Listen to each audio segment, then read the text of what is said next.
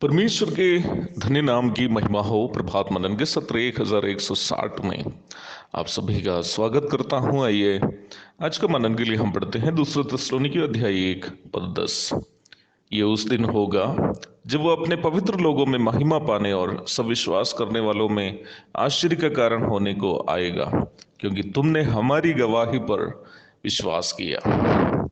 कल हम ये देख रहे थे कि जब प्रभु यीशु मसीह मध्याकाश में प्रकट होगा, हम जितनों ने उन पर विश्वास किया महिमामय शरीर का धारण करके प्रभु के पवित्रता की परिपूर्णता का दर्शन करेंगे। पौलुस एवं साथियों के द्वारा प्रचार किया गया सुसमाचार का केंद्र विषय भी इस पवित्रता की परिपूर्णता थी, जिसमें हम परिवर्तित होकर प्रभु की महिमा का दर्शन करेंगे। वास्तविक सुसमाचार प्रचार पापी को परमेश्वर की पवित्रता पाने का निमंत्रण है, जो प्रभु यीशु मसीह के द्वारा मानव जाति के लिए परमेश्वर ने उपलब्ध कराया। इसका प्रचार करने वाले कोई भी प्रचारक पवित्रता के साथ जन्म लिए हुए नहीं है, परंतु वो भी प्रभु के अनुग्रह से यीशु मसीह पर विश्वास करके पवित्रता का दर्जा प्राप्त लोग हैं। एक प्रकार कहने से हर एक सुसमाचार प्रचारक वो है जो पाप के गंदी नाली से बचकर साफ हुए और जो अभी भी उस नाली में ही फंसे हैं, उनसे ये कहते हैं कि प्यारो तुम भी बाहर आ जाओ और यीशु मसीह के साथ शुद्धता का आनंद लो। परंतु यहाँ बहुत अधिक ध्यान देने की एक बात है। यदि वो व्यक्ति जो दूसरों से कहता है कि यार इस गंदी नाली से बच जाओ, वो अभी भी उस गंदी नाली में ही है, तो क्या उसका संदेश का प्रभाव उन दूसरों पर होगा जो उनको सुनते हैं? बिल्कुल नहीं।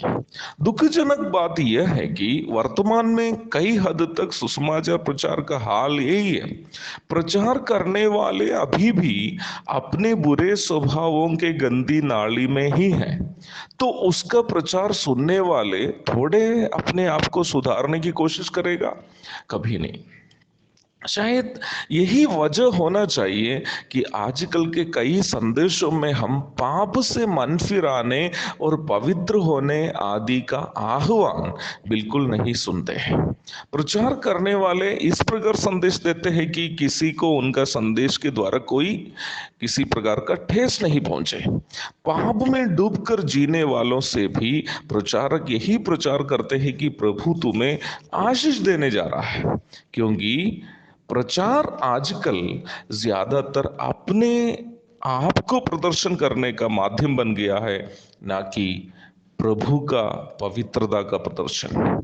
परंतु पौलुस का प्रचार जो उन्होंने थिस्सलुनीकियों से किया या अन्य स्थानों में किया, वो केवल एक संदेश नहीं था, वो एक गवाही भी थी। पहला थिस्सलुनीकियों अध्याय 2 पद 3 से 5 तक के पदों में पौलुस कहता है, क्योंकि हमारा संदेश ना भ्रम से है और ना अशुद्धता से और ना छल के साथ है, पर जैसा परमेश्वर ने हमें योग्य ठहराकर सुसमाचार सौंपा, हम वैसा ही वर्णन करते हैं। और इसमें मनुष्यों को नहीं, परंतु परमेश्वर को जो हमारे मनों को जांचता है प्रसन्न करते हैं। क्योंकि तुम जानते हो कि हम ना तो कभी चापलूसी की बातें किया करते थे और ना लोभ के लिए बहाना करते थे। परमेश्वर गवाह है। पौलुस के शब्दों में यह बात स्पष्ट है कि उनका प्रचार वह ना केवल मुंह से करता था, परंतु जीवन से दिखाता था। उनका उद्देश्य परमेश्वर को प्रसन्न करना था, ना कि मनुष्य को प्रसन्न करने का। उनका प्रचार केवल एक संदेश नहीं था, बल्कि एक गवाही थी। वह औरों से यही प्रचार करता था कि देखो प्रियो, मैं यीशु मसीह के द्वारा दिखाया गया परमेश्वर के पवित्रता की परिपूर्णता की प्राप्ति का खोजी हूं। यदि आप भी उस पवित्रता की परिपूर्णता पाना चाहते हैं तो आइए हम मिलकर चलते हैं। थिस्सलुनीकी पौलुस का प्रचार से बढ़कर उनकी गवाही पर विश्वास किया, जो पौलुस ने अपने जीवन के द्वारा दिखाया। आज की कलीसिया सामना करने वाली सबसे बड़ी समस्या उन लोगों का अभाव है, कमी है, जो गवाही दिखाते हैं।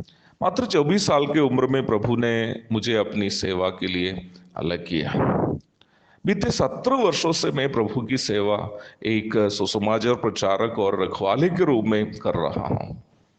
उसके पूर्व के मेरे जीवन में बिल्कुल कमी घटिया तो होती ही थी, परंतु प्रभु ने मुझे योग्य समझकर अपनी सेवा के लिए बुलाया।